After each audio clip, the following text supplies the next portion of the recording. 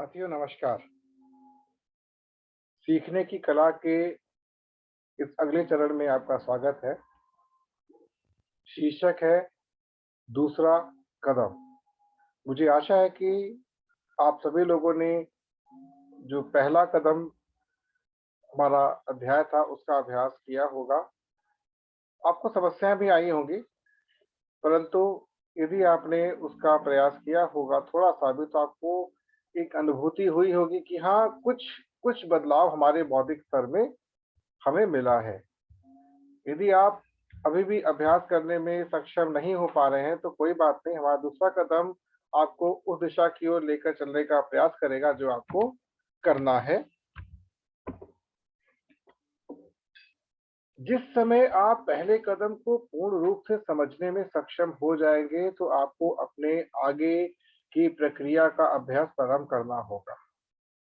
पहले कदम के मध्य एवं समाप्ति के समय आप अपने बौद्धिक स्तर का एक बार पुनः अवलोकन करें, जिसमें आप उन बिंदुओं पर ध्यान देने का प्रयास करें जो आपको पहले कदम से पूर्व अपने में नहीं मिलते थे। आप जब इस अभ्यास को आपने प्रारंभ नहीं किया था, उसमें और पहले कदम के अभ्यास के उपरांत यदि आपको कुछ भी मिल रहा हो परिवर्तन, उस पे चिंतन करें। आप यह पाएंगे कि दूसरे कदम चलने से पूर्व आप में कुछ मानसिक ठहराव उत्पन्न हो चुका होगा, जिसके पीछे का कारण यह है कि आपका मन एवं बुद्धि कुछ हद तक नियंत्रण में आ चुकी होगी। जब हमने अपना अभ्यास प्रारंभ किया था अंकों वाला, तो हमारा मन एवं बुद्धि ने कोशिश की थी कि हम एक दिशा को पकड़े और वहां पर हम कार्य प्रारंभ करें। यदि आप यह जानने में सक्षम नहीं है तो आपको एक बार पुनः पिछले सप्ताह को दोहराना होगा। जरूरी नहीं कि आप पूरे सप्ताह को दोहराएं। अगर आप 2 दिन भी उसके अभ्यास पुनः करते हैं तो आपको वापस वो गति मिलेगी। लेकिन यदि आपको लगता है कि नहीं, मैं अब सक्षम हो चुका हूं, तो आपको इस अध्याय में कार्य करना होगा। वैसे मेरा अभी तक का अनुभव यही कहता है कि आप यह जांच करने में सक्षम हो चुके होंगे।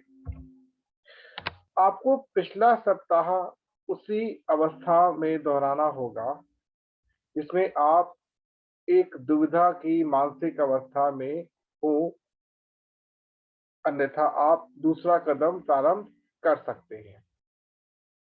हमारा दूसरा कदम पहले कदम के विपरीत प्रक्रिया है, जिसमें आपको पुनः उसी प्रकार से पेपर लेना है एवं अंकों को लिखना है, परंतु इस बार आपको अंकों को घटते क्रम में लिखना होगा, अर्थात 10, 9, 8, 7, 6, 5, 4, 3, 2, 1। आपकी गति ठीक उसी प्रकार से घटनी चाहिए जिस प्रकार से आपने पहले कदम में प्रयास किया था। तो आइए अभ्यास प्रारंभ करते हैं। आप जब अभ्यास कर रहे होंगे उस समय आपकी मानसिक स्थिति थोड़ी सी विचलित होगी, क्योंकि अंकों को आप उल्टे क्रम में लिख रहे हैं। अब आपको एक नई प्रक्रिया इसी में प्रारंभ करनी होगी। आपको पहले कदम की भांति एक पन्ने का उपयोग पुनः करना होगा एवं पुनः इसमें अंकों को लिखना होगा। अंतर केवल इतना ही होगा कि अब आप अंकों को सीधे हाथ से उल्टे हाथ की ओर आते हुए उल्टे क्रम में लिखेंगे, जैसे आपके सामने लिखा है। मतलब आपको लिखना 1-2 ही है, जैसे आपने पिछली बार लिखा था 10, 9, 8, 7, 6, 5। अब आपको करना क्या है, 1, 2, 3। मतलब आपने पहले 10 लिखा, फिर 9 लिखा, फिर 8 लिखा, फिर 7 लिखा। तो आपको इसको सीधे हाथ से उल्टे हाथ की ओर चलते हुए लिखना है। यह क्रम आपको प्रारंभ में कुछ बाधा प्रदान कर सकता है, परंतु इसका अभ्यास आपको आपके बौद्धिक स्तर को शक्ति प्रदान करने के लिए सहायता करेगा। अभ्यास के इस दूसरे कदम पर चलते हुए आपको अपने जीवन का एक और कार्य करना होगा और वह है अपनी दिनचर्या को लिखना।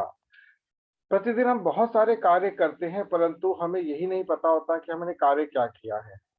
आपको मैं यहाँ पर एक बात यहाँ पर कहना चाहूँगा कि हमारा वास्तविक लक्ष्य बौद्धिक स्तर को नियंत्रित करते हुए अपने समय को अपने कंट्रोल अथवा नियंत्रण में करना है, परंतु हमारा समय हमारे हाथ से कैसे निकल जाता है, सुबह से कब शाम हो जाती है, हम इसका पता ही नहीं लगा पाते। तो अब उसके लिए आपको इस कदम में एक प्रक्रिया को और यहाँ पर डालना होगा। आपको अपने जीवन में प्रातः काल उठने से लेकर सोने तक का पूरा क्रियाकलाप लिखना होगा। जैसे कि मैं इतने बजे प्रातः सोकर उठा, मैंने इतने बजे नहाया, मैंने इतने बजे प्रातः काल का भोजन किया, मैंने इतने बजे अपने निवास से कार्यालय के लिए निकला। मैंने अपने कार्यालय में पहुंचकर किस कार्य को पहले अ, अग्रसर होना है, मतलब कि आप किस कार्य को पहले कर रहे हैं, पहले आपने मैं अपने कार्यालय में किन-किन साथियों के साथ कितना समय व्यतीत करता हूँ। आपको अपने जीवन का, जैसे मैंने बताया, उसी प्रकार से बहुत सारी बातें और भी आ सकती हैं। जैसे मैं किस समय पर अपने कार्यालय से अपने निवास की ओर प्रस्थान करता हूँ। मैं अपने कार्यालय से निवास पर आकर इतने समय क्या करता हूँ? क्या करता हूँ मतलब मुझे करना क्या, करता क्या हूँ? माफ़ी चाहूँगा, कुछ शब्दों का यहाँ पर त्रुटि है, तो मैं क्षमा चाहूँगा उसके लिए और प्रयास करूँगा कि अगली बार से आपको ऐसी त्रुटि देखने को ना मिले। ऐसे ही बहुत सारे प्रश्नों का हल हमें अपने प्रतिदिनचर्या में खोजना है। हमें यह प्रक्रिया अपने चिन्हित समय में ही लिखनी है। ये नहीं हो कि आप किसी भी समय बैठ के लिखना प्रारंभ कर दें। जब आप अभ्यास कर रहे होंगे, तो चाहे तो आप पहले इस प्रक्रिया को कर लें, चाहे तो पहले अंकों को कर लें, लेकिन आपको इनको साथ-साथ करना है। आपका बस एक ही मंतव्य होना चाहिए कि आप समय को साथ लेकर चल रहे हैं। मित्रों, यह सब हमको केवल अपने मस्तिष्क की गतिविधि को जानने के लिए करना है, क्योंकि वास्तव में हमारा दिन कब प्रारंभ होता है, कब समाप्त हो जाता है, यह सामान्य तौर पर हमें पता ही नहीं चलता और यह विश्व के 99% लोगों के साथ होता है कि उनका जीवन कब प्रारंभ हुआ, कब समाप्त हो गया। मैं उन लोगों की बात नहीं करूँगा जो कि एक बहुत ऊँचे स्तर पर अपना जीवन बिता रहे हैं। मैं वास्तव में उन लोगों की बात कर रहा हूँ जो हम जैसे लोग हैं और 99% बोलने के पीछे मेरा उद्देश्य ये नहीं कि मैं उन धनाढ्य लोगों को यहाँ पर नहीं गिन रहा हूँ जो कि ये चीज़ें नहीं करते होंगे, लेकिन क्योंकि उनका जीवन पहले से ही लिपिबद्ध है। उनको पता है कि हम कब क्या करते हैं, सूचीबद्ध होता है। हमें उस स्तर पे अपने मानसिक स्तर को लेकर जाना है।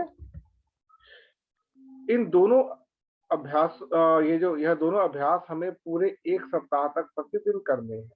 सप्ताह के अंत में हमको अंकों को एक बार पुनः लिखना है एवं यह जाँच करनी है कि हमारा बौद्धिक स्तर अब तक कितना विकसित हुआ है। यहाँ पर एक बात समझने की और है कि हमें तीव्र गति से अपना अभ्यास नहीं करना है, क्योंकि हमें वास्तव में अपने समय को ही नियंत्रित करना है। जिस प्रकार से आज तकनीक का समय है, तकनीक का युग है, तो आप ये जानते हैं कि जिस तीव्र गति से तकनीक हमें सहयोग देती है, हमारा मस्तिष्क भी उसी तीव्र गति से कार्य करना चाहता है और बहुत सारी चीज़ों को बीच में ये छोड़ता चला जाता है। हमारे जीवन में चीज़ों का अभाव इसलिए नहीं होता है कि वह चीज़ें उपलब्ध नहीं है, अभाव इसलिए होता है कि पकड़ने की क्षमता हमारे पास खोती जा रही है। यहाँ पर एक बात समझने की और है कि हमें तीव्र गति से अभ्यास नहीं करा, वैसे बताया मैंने आपको। हमें यदि हमने अपने अभ्यास में शीघ्रता दिखाई तो ऐसा तय है कि हम अपने लक्ष्य तक पहुँचने में और अधिक दूर हो जाएँगे। जी हाँ, जैसे अभी तक आप लोगों ने अपना जो अभ्यास करते हुए आ रहे थे पहले समय में, तो वो ही तो ठीक करना है आपको। इसलिए अभ्यास को अभ्यास की तरह ही करना है अपने पुराने अनुभव के आधार पर नहीं करना है। यहाँ पर हम अपने दूसरे कदम को समाप्त कर रहे हैं एवं आशा करते हैं कि आप बौद्धिक स्तर कुछ सीमा तक बदलाव अनुभव कर रहा होगा, मतलब आपके बौद्धिक में कुछ आपको बदलाव मिल रहा होगा। तो साथियों, बहुत अच्छा लगा, आप सभी का धन्यवाद। यदि आपका किसी प्रकार का प्रश्न इस कदम से संबंधित हो तो आपका स्वागत है।